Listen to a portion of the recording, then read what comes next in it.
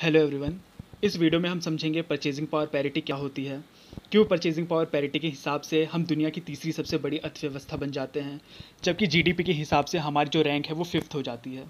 तो आइए बढ़ते हैं वीडियो की तरफ। तो सबसे पहले समझते हैं परचेजिंग पावर पैरिटी का मतलब क्या होता है। देखिए, परचेजिंग पावर का मतलब होता है खरीदने की क्षमता, जबकि पैरिटी का मतलब होता है समानता या फिर इक्वालिटी। तो परचेजिंग पावर पैरिटी में हम किसी भी दो कंट्रीज़ में रह रहे लोगों की जो कॉस्ट ऑफ लिविंग है हम उसको कैलकुलेट करते हैं। इसको एग्जांपल से समझते हैं। अब मान लीजिए दो आदमी हैं, एक है ए और एक है बी। अब जो ए है वो इंडिया में रह रहा है, जबकि जो बी है वो यूएसए में रह रहा है। अब दोनों को हमने सेम अमाउंट ऑफ मनी दे दिया जो कि 20 रुपये हैं। अब हो सकता है ए इस 20 रुपये में बहुत सारी चीज़ें खरीद ले, हो सकता है वो चिप्स खरीद ले, हो सकता है वो चॉकलेट्स खरीद ले, हो सकता है वो बिस्किट्स भी खरीद ले।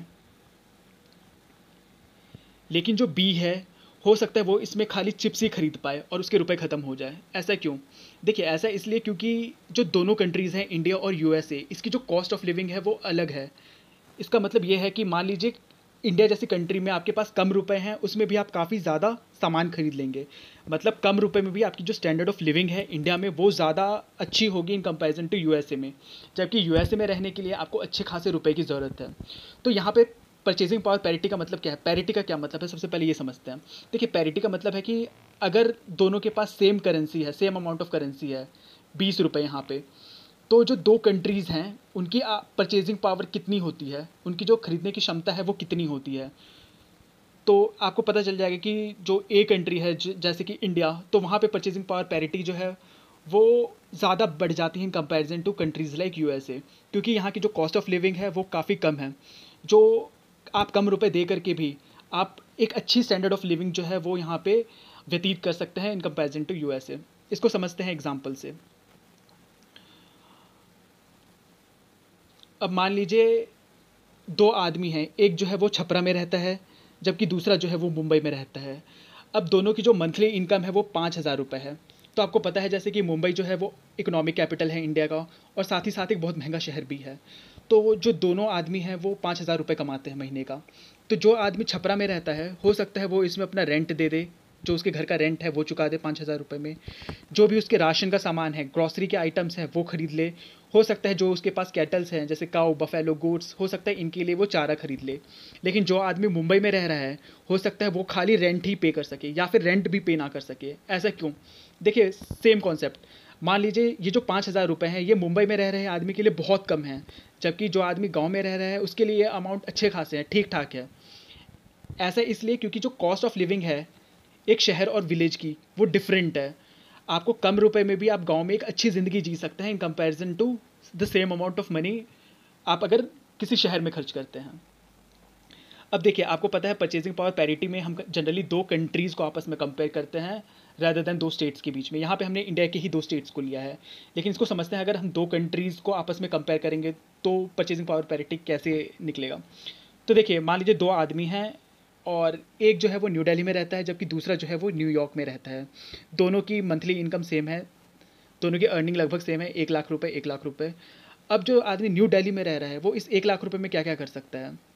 देखिए, हो सकता है वो इसमें रेंट पे कर दे, हो सकता है वो इसमें अपनी जो ग्रॉसरी के आइटम्स हैं वो ख़रीद ले, वो इसमें शॉपिंग कर सकता है, वो होटल में स्टे कर सकता है, और भी वो कई सारी चीज़ें कर सकता है। लेकिन जो आदमी न्यूयॉर्क में रह रहा है, क्या वो ये सारी सुविधाएं उस 1,00,000 रुपये में हासिल कर सकता है? तो जवाब है बिल्कुल नहीं। हो सकता है वो इस 1,00,000 रुपये में ज़्यादा से ज़्यादा रेंट पे कर दे, ग्रॉसरी आइटम्स जो है वो परचेज़ कर ले, लेकिन वो शॉपिंग तो ऑब्वियसली नहीं कर सकता है क्योंकि वो बहुत ही कम हुए 1,00,000 रुपये न्यूयॉर्क के हिसाब से। तो यहाँ पे हमारे कहने का मतलब ये है कि हम दो कंट्रीज़ के बीच में कंपेयर करते हैं कि दोनों कंट्रीज़ को अगर हमने सेम अमाउंट ऑफ मनी दे दी तो उनकी जो परचेजिंग पावर है, जो खरीदने की क्षमता है, वो कितनी हो जाती है, किसकी ज़्यादा हो जाती है और किसकी कम हो जाती है। तो हमने यहाँ पे ये देखा कि जो इंडिया जैसी कंट्रीज़ हैं वहाँ पे आप कम रुपए में भी एक अच्छी लाइफ जी सकते हैं, एक अच्छी स्टैंडर्ड ऑफ लिविंग आपको मिल जाएगी। जबकि वही अगर आप किसी बड़े शहर में रहते हैं जैसे कि न्यूयॉर्क, या फिर आप टोक्यो की बात कर लें, या फिर आप बर्मिंघम, लंदन, ऐसे शहरों की बात कर लें, ऐसी कंट्रीज़ की बात कर लें, तो आपको पता चलेगा वहाँ पे रहने के लिए आपको जो है अच्छे खासे रुपए की ज़रूरत है। अब एक और एग्जांपल लेते हैं। अब मान लीजिए कि जो आदमी यूएस में रह रहा है उसका मन करता है कॉफ़ी पीने का, तो वो जो है वो वहाँ पे कॉफ़ी $5 की आती है। अब $1 की जो एक्सचेंज रेट है मार्केट में वो इस समय 76 रुपीज़ है, लेकिन हम यहाँ पे 70 लेते हैं, इससे हमारी कैलकुलेशन जो है वो आसान बन जाएगी। तो उसे $5 की कॉफ़ी कितनी भी पड़ेगी, 350 रुपीज़ में। तो अगर कोई आदमी यूएसए में कॉफ़ी पीता है तो उसको 350 रुपीज़ पे करने पड़ेंगे, जबकि अगर वही आदमी इंडिया में कॉफ़ी पीता है तो ज़्यादा से ज़्यादा उसको 10 रुपये जो है वो पे करने पड़ेंगे उसी कॉफ़ी के, अनलेस आप अगर सीसीडी में नहीं पी रहे हैं या फिर किसी बहुत महंगे होटल में नहीं पी रहे हैं, तो आपको जो है इसके लिए 10 रुपये पे करने पड़ेंगे। तो देखिए, सबसे पहले परचेजिंग पावर पैरिटी का फॉर्मूला देख लेते हैं, उसके बाद हम इस पर बात करेंगे। अब यहाँ पे समझते हैं परचेजिंग पावर पैरिटी हम निकालते कैसे हैं। तो देखिए, यहाँ पे हमें किसी भी एक देश की करेंसी लेते हैं, किसी भी एक कंट्री की हमने करेंसी ली, उसको डिवाइड कर दिया दूसरे देश की करेंसी से, और इसी से हमारा क्या निकल जाता है, परचेजिंग पावर पैरिटी। देखिए, इसको हम कॉफ़ी के ही एग्जाम्पल से समझते हैं। हमने बात की यूएसए में कॉफ़ी का जो रेट है वो कितना है, $5। अगर हम इंडियन करेंसी में बात करें तो 350 रुपीज़।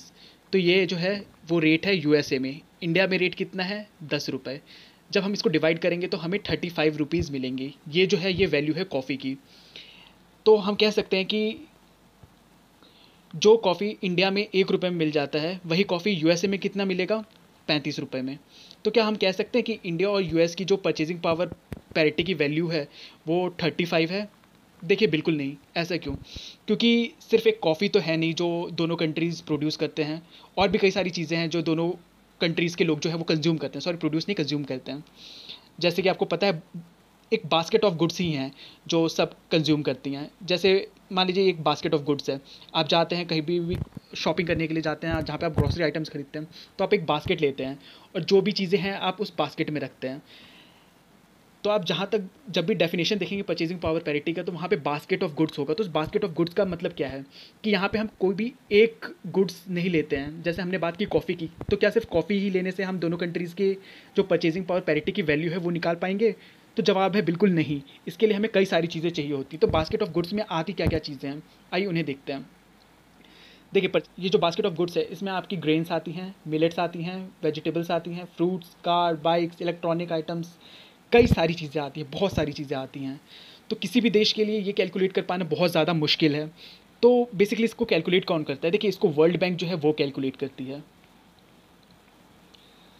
क्योंकि ये कोई एक चीज़ तो है नहीं जो हम निकाल दें। हमने यहाँ पे कॉफ़ी की बात करी, चलिए एक दो एग्जांपल और ले लेते हैं जिससे आपकी अंडरस्टैंडिंग जो है वो अच्छी बन जाए इस टॉपिक पे। अब मान लीजिए कि एक बिस्किट है, अब वो अमेरिका में जो है वो $1 का पड़ता है। अगर उसको एक्सचेंज रेट में बात करें तो वो 70 रुपीज़ का पड़ा। मान लीजिए 70 रुपये की जो है वो बिस्किट अमेरिका में मिलती है। इंडिया में कितने रुपए की मिलती है, 5 रुपये की। तो जब आप इसको डिवाइड करोगे तो इसकी वैल्यू आएगी 14। तो कहने का मतलब है कि जो बिस्कुट आपको इंडिया में 1 रुपये की मिलती है, वही बिस्किट आपको अमेरिका में कितने की मिलेगी, 14 रुपीज़ की। तो क्या हम ये कह सकते हैं कि 14 रुपीज़ जो है वो इंडिया और अमेरिका के बीच का परचेजिंग पावर पैरिटी की वैल्यू है? बिल्कुल नहीं। देखिए, क्योंकि ये अगेन सिर्फ एक ही आइटम पे हमने किया है, बिस्किट।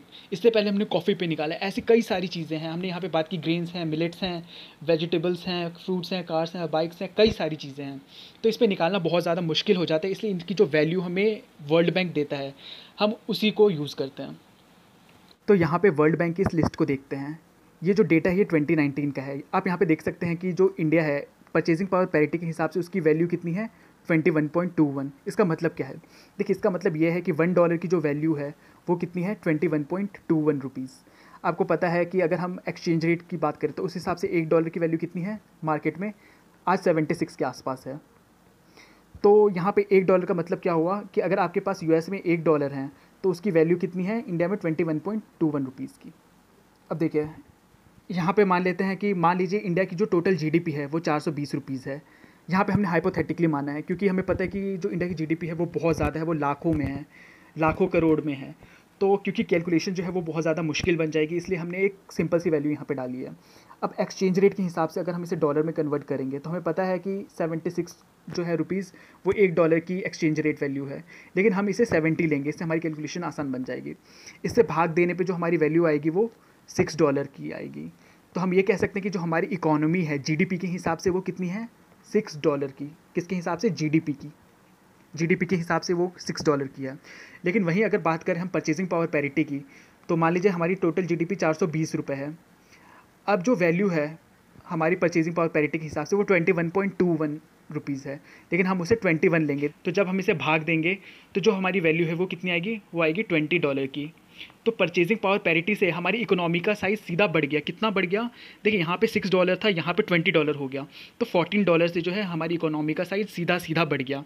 इसलिए जो है हम परचेजिंग पावर पैरिटी में सीधा हमारी जो अर्थव्यवस्था है वो बहुत ज़्यादा बढ़ जाती है, और इसीलिए हम जो है वो तीसरे नंबर पे हैं। जबकि अगर हम जीडीपी को अकाउंट करके देखें तो हमें पता चलेगा कि हम 5वें से लेकर 7वें नंबर तक फ्लक्चुएट करती रहती है हमारी रैंक। अब देखिए एक बार यहाँ पे ये इसका जो सोर्स है वो आईएमएफ है, और ये परचेजिंग पावर पैरिटी की लिस्ट दे रखी है। तो अब यहाँ पे देख सकते हैं कि इंडिया की जो रैंक है वो तीसरे नंबर पे है इंडिया, और जो वैल्यू है इसकी जीडीपी की परचेजिंग पावर पैरिटी के हिसाब से अगर हम देखें इंडिया की वैल्यू है तो वो है $10 ट्रिलियन, $10.5 ट्रिलियन की इकॉनमी है हम।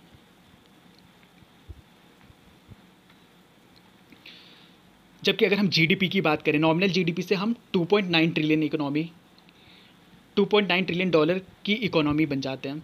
तो यहाँ पे आपको समझ में आ गया होगा क्यों जब हम जीडीपी से देखते हैं तो हमारी इकोनॉमी जो है, हमारी अर्थव्यवस्था जो है वो कंपैरेटिवली 5वें से 7वें रैंक पे रहती है।